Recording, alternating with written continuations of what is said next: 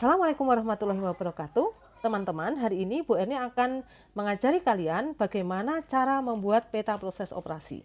Nah, sebelumnya Bu Erni bacakan dulu prinsip-prinsip pembuatan peta proses operasi. Untuk bisa menggambarkan peta proses operasi dengan baik, beberapa pokok berikut ini perlu diperhatikan.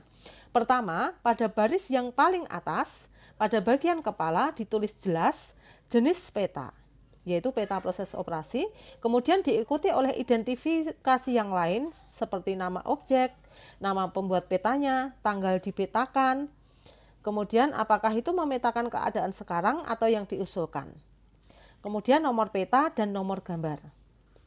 Material yang akan diproses dinyatakan tepat di atas garis horizontal yang sesuai, yang menunjukkan ke dalam urutan-urutan tempat material tersebut kemudian diproses. Lambang-lambang ditempatkan pada arah vertikal dari atas ke bawah sesuai urut-urutan prosesnya.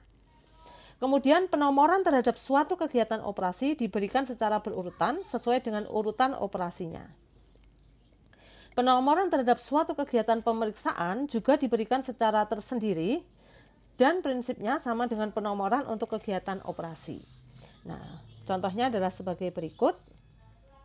Berikut adalah contoh peta proses operasi pembuatan kursi kuliah, di mana materialnya adalah papan jati atau kayu jati. Kursi kuliah bisa kita breakdown elemennya. Misalnya yang pertama adalah sandaran, kemudian alas kursi, kemudian kaki kursi, kemudian papan pada bagian meja.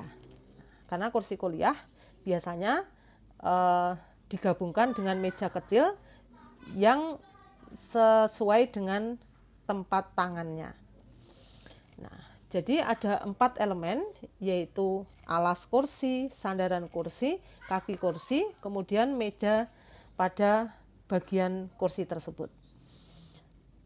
Nah, masing-masing bahannya ditulis pada bagian atas sendiri, yaitu papan jati. Di sini bahannya papan jati semua. Akan lebih baik jika pada bagian material ini ditulis juga keterangan, misalnya dalam kurung papan jati untuk alas kursi misalnya. Nah, setelah itu di bawahnya adalah proses operasi, yaitu papan jati diukur, alatnya ditulis juga, yaitu alatnya meteran. Kemudian bagian kiri ini adalah waktunya. Nah, ini sebenarnya adalah waktunya. Ini bagian kanan ini adalah prosesnya, kemudian mesin yang digunakan. Yang pertama, papan jati diukur menggunakan meteran. Nah, di situ waktunya tidak jelas ya berapa menit. Itu harus dijelaskan berapa menit waktunya. Kemudian operasi yang kedua dipotong dengan alat yaitu gergaji. Operasi yang ketiga yaitu dilubangi dengan bor, waktunya 0,5 menit. Nah, kemudian dihaluskan dengan gerindra atau amplas. Nah, itu waktu operasinya dituliskan di sebelah kirinya. Untuk urut-urutannya itu dari 1 sampai 4 itu proses operasi semua. Kemudian setelah itu diperiksa ukurannya, simbolnya adalah kotak atau persegi. Nah, itu urutannya kembali ke 1 lagi karena pemeriksaan itu proses tersendiri. Nah, jadi penomorannya untuk pemeriksaan dinomori sendiri yaitu nomor 1. Kemudian dilanjutkan dengan proses operasi lagi yaitu dilas dengan mesin las. Nah, ini urutan operasinya adalah kelima, jadi sesuai dengan urutan yang di atas tadi, ini 4, maka ini kelima. Kemudian sekarang dilakukan pemeriksaan lagi, yaitu memeriksa sambungannya. Nah, sehingga di situ pemeriksaan adalah nomor 2. Kemudian setelah itu dicat, alatnya adalah penyemprot. Nah, ini operasi yang ke-6.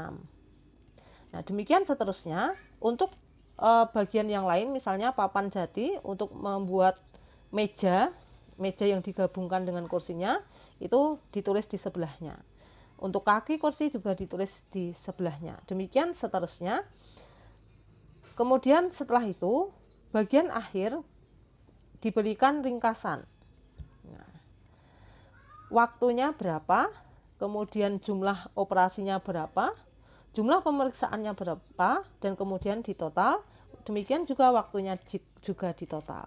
Jadi dari peta proses operasi ini kita memperoleh langkah-langkah dalam membuat produk, kemudian mesin yang digunakan, kemudian waktu yang diperlukan.